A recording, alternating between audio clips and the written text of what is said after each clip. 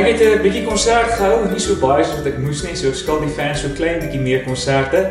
En dan het ek natuurlik gewerk aan ons 4de reeks van Lief vir Reis, waar ons 'n klomp lekker goed gedoen het. Ons het baie gefokus op plaaslike reis, soos die Galagadi, die Weskus en die Kruger Wildtuin. En dan het ons ook natuurlik oor see gegaan, plekke gaan opsoek soos Indië, wat vir my 'n hoogtepunt was van die hele Lief vir Reis jare wat ons nou al doen, die aantal jare wat ons het doen. So ek het maar baie getravel. Ek het gesorg dat my tas altyd gepak is. Dis wat ek maar basies mee besig gehou het.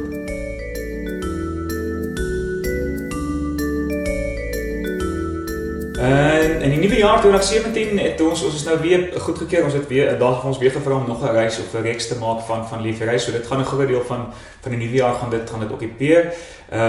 Ek het 'n nuwe platekontrak gekry, so ek is besig om daaraan te werk ook. So heeltemal 'n nuwe loopbaan goed wat daar gebeur. En dan wil ek baie graag boer. Dis my nuutste gier. Ek soek net grond. So ek wil deesdae net 'n bietjie boer ook en ek soek 'n mooi plaasie daar iewers naby Mosselbaai. So dis maar 'n droom en ek hoop maar kan ek iewers vervolmaak. Geduld en Marite, weet ek is as ek by 'n bank of 'n plek kom en daar's 'n hengselang tou, dan draai ek om. So ek het nie geduld nie, ek is baie ongeduldig. Ek moet ook klomp goed gelyk doen. En natuurlik Marite, weet as 'n ou nie die beste ou vir die job kies nie, weet baie keer word baie mense daar buite onregverdig behandel wat dalk die beste talente het of die beste vaardighede en dan word hulle nie gekies nie as gevolg van interne politiek of baantjies vir boeties en sulke tipe van goed ontstel my geweldig. Mense laat my lag. Ek kan my vrek lag vir mense en vir myself ook. Dit is simpel goed wat daagliks gebeur, weet.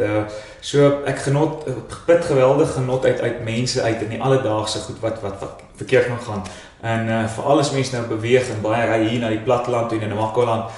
Daai mense lag geweldig nog ook vir hulle self en dan kan met hulle self spot. Veral as hulle bietjie moet Engels praat en daai tipe van goed. So dis gewone dag tot dag goed wat mense aanvang wat my laat lag.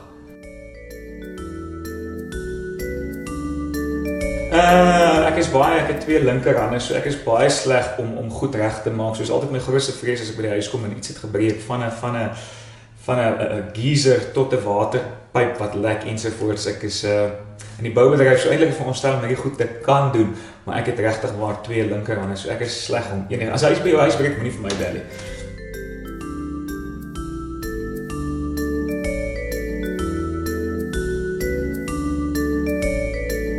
Verskeie talente, ek het agtergekom ek skryf nogals nie te sleg nie in die sin van boeke of kortverhale en gedigte. So dis iets wat ek eintlik al nog altyd gedoen het, maar so al weggesteek het in my laai dat niemand dit mag sien nie want ek is baie skaam daaroor.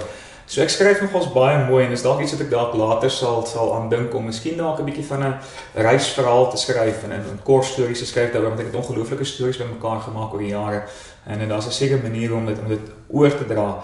En dan as ek my lewe ook kon oor hê, sou ek baie graag 'n bietjie aandag wil gegee het aan die klassieke deel van musiek. Miskien dalk 'n bietjie in die opera ingegaan het en daar opleiding kon ontvang het. Ek dink dit sou ek nog ons baie graag wil gedoen het. So ja.